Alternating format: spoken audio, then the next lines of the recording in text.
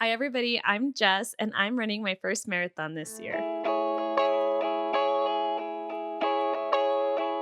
It's a beautiful So, spring. my running journey actually started back in high school when I used to run just for fun. But as an adult, I never really started running again, or I never did it again. It wasn't until last July that I decided to run for the first time with the run club. But I remember how terrible I felt afterwards. We were supposed to finish 3 miles, and I barely was able to do 2 miles. I remember wondering to myself how something that used to feel really natural could be so hard to do now.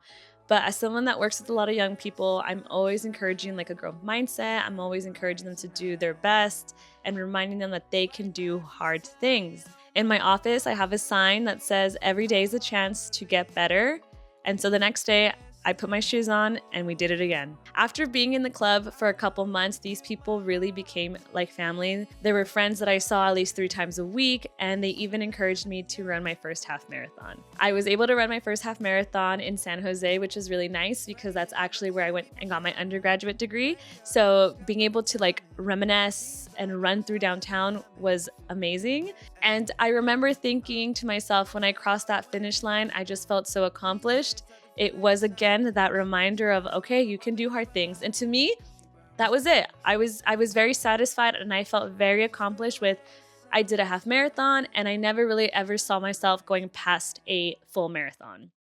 Happy birthday to Chico. Happy birthday, dear Chico. Happy birthday to you. But even with all that said, a few weeks after running my first half marathon, my dog did pass away. And the reality of never getting to see him again was really unbearable. I remember at this point, I stopped running for like 2 weeks. It was just really hard for me to wake up at 5 in the morning, which is when we run, when I was just dealing with the day to days that come with pet loss and how that affected every part of being home. But during this time, I also remember that my run club was messaging in our chat. All of them were talking about the LA Marathon and just like registering. Being in a dark place, I think something really just told me that I just needed to run, and I really needed to take the negative energy that I was feeling and put it towards something that could be positive. And so, what better way to lock into actually doing a marathon than signing up for one? Kind of like forcing yourself to do it, right? And especially, I knew that I was going to have a lot of support along the way, not just with my run club, but also with my husband. I know that he saw me struggling, and I know that he wanted to do anything he could to help me feel better. I signed up for the LA Marathon with the goal to finish because, as hard as I know it's going to be, I just know that it can't be as hard as losing your soul dog. And so this one is for my baby Chico and our little family.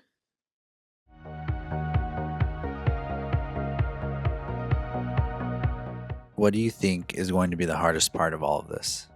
I think the hardest part is going to be consistency, especially when you have your regular life still going, but you're training and you're running during the week and you're committing going to bed at a decent time on Friday nights so that you can get up on Saturdays and run and run and run. I think consistency is going to be the most difficult thing. Speaking of consistency, what is your training regimen like? So as right now, I am a part of a run club, so I'm following what I always say the girls, but what everyone else is doing. We're running about 3 times during the middle of the week, and then we are running our long runs on Saturdays. What I will say surprised me, during the middle of the week, we're going to be running up to 7 miles in the morning before we, go to work and go do whatever we have to do for the day, which I'm like, wow, I didn't think that's how intense our training was going to be, but they did tell me, and it makes sense that we have to learn how to run tired. And so that's going to be something new to me too.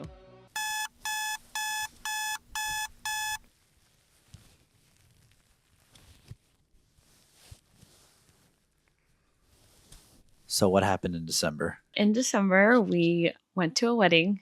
And then afterwards, I had a really busy last week of school. So I didn't run that week with the girls. And then like the second to last day of school, I got really, really sick. So then I stopped running because of that too. And then we went to Mexico.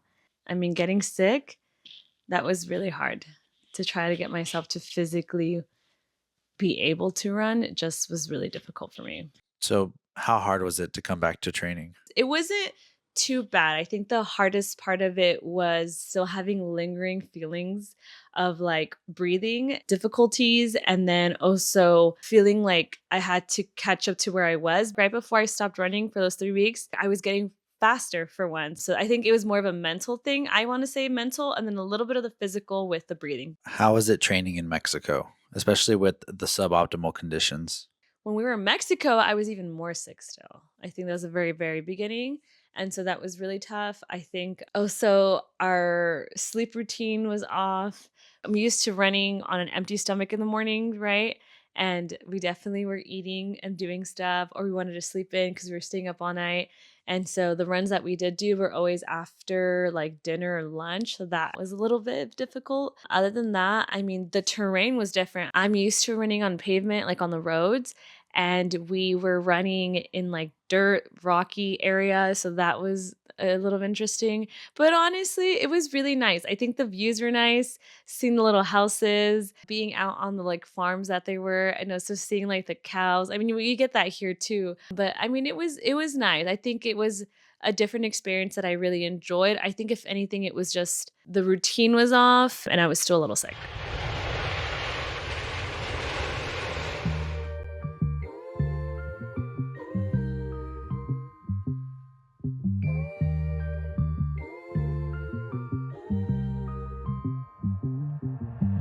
Don't blink, cause it goes in a flash. If I go, I'll go out with a laugh.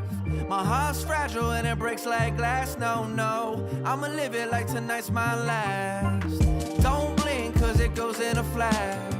If I go, I'll go out with a laugh. My heart's fragile and it breaks like glass. No, no, I'ma live it like tonight's my last.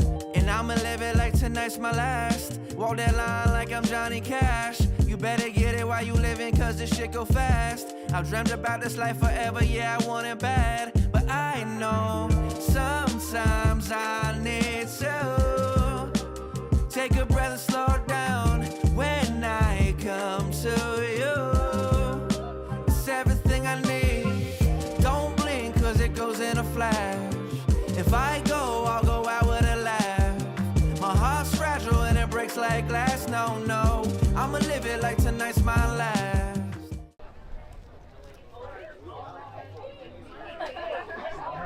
I know. He's like, and then you'll pick up your shirt all the way down to your left. See you tomorrow. Thank you so much. Have a good one. Have fun. How cute is 250 bucks spent well, baby. Down near Mexicali because she's gonna get a dual citizenship.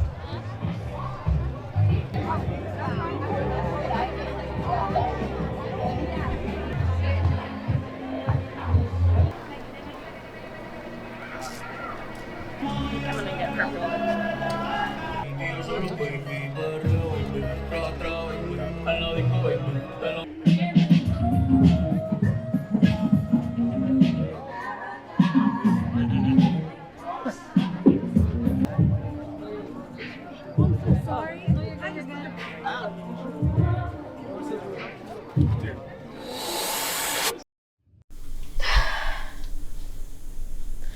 You ready for today? Yeah, ready as can be. How are you feeling right now? Nervous. Yeah. Yeah, very nervous. Yeah, so we're walking over to the hotel that everybody else stayed at, just so I can meet up with them and they can tell me where to go and all of that. This is me at mile 0, 5 in the morning.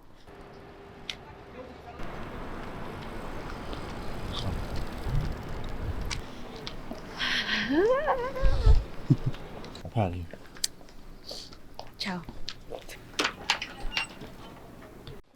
Oh my god, I got the whole. What you got there, Jess? My breakfast. The whole thing. Let's do a breakfast check. Bread is from the hotel from yesterday. Bananas from our Nike run yesterday. Peanut butter's from Target. Best pre-marathon meal I've ever had. Only pre-marathon meal you've ever had.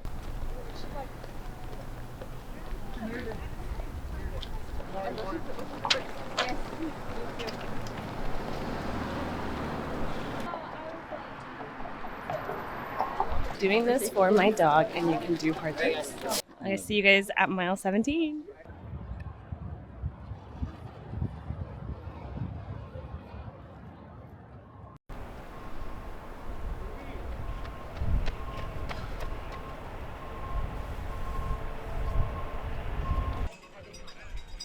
Let's go, Jess!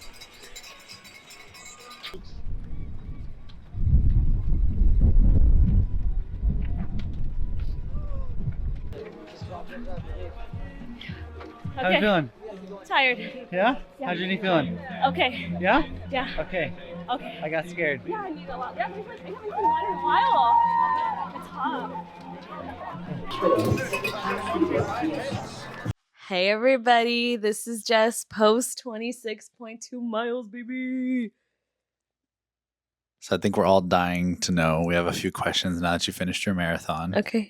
Ask him away, sir. What was the hardest part of your marathon? Not myself at mile 23. I think throughout my entire training, stomach never hurt the entire time. Obviously, eventually my knee started hurting during my training and then during the marathon, but I never dealt with stomach issues, and it was just hurt. I wanted to throw up. I felt bloated. I don't know. It hurt really bad. There was a point where I just stopped taking goos too, but I found a restroom. Mile 23. Did you ever hit the wall, and what did you do to get past that? I was recording myself every mile, and I think it was mile 16 where I kind of felt like my energy, my spark, my like, we're doing good to like, yeah, we're getting this done, you know? And then after that, mile 17.8, I saw like my husband and everybody else. And then I told myself that I couldn't walk until I hit mile 20. And then I hit mile 19.5 and I was pooped. I think that's where I was hitting a wall, and I was like, oh my God, just make it a 20. And I couldn't even make it a 20. And then out of nowhere, I'm walking and, 19.5, and I get a tap to my left and a tap to my right, like around the same time. And it's just like, hey, Jess. And I'm like, what the? And I look, and it's two girls from our run club. So shout out Jeannie and Letty, because I stayed with them the rest of the time. And I think they were a huge reason that I could keep going and I keep pushing forward, was knowing that I wasn't doing it alone, because the entire thing was pretty much alone, which is okay. It was the last push that I needed there. How do you feel now that you finished the marathon? I feel cool. Overrated, in my opinion. Would you do it again? Would I do it again? I don't know. There was like a point at mile 23 after I used the bathroom in a hot porta potty. I was like, why did I do this? Why do people do this? Not why did I do this? Because again, you do it for the one time. You did it. You said you done it. But then I'm like, why do people do this again over and over again? So there was a big reason why you ran this marathon. How do you feel after going through all of this? I still agree with what I say, that my running a marathon was extremely hard, but it still was not harder than losing my baby.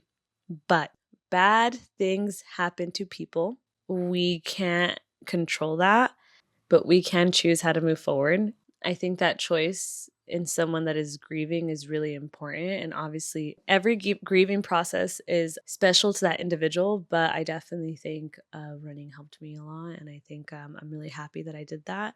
And I'm also a big believer in the universe, as you know, and that the universe does its thing intentionally.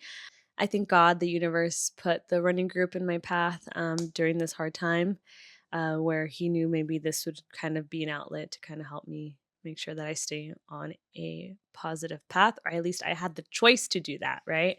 Anything else you want to tell the people? I think just a reminder to be kind to yourself, love yourself.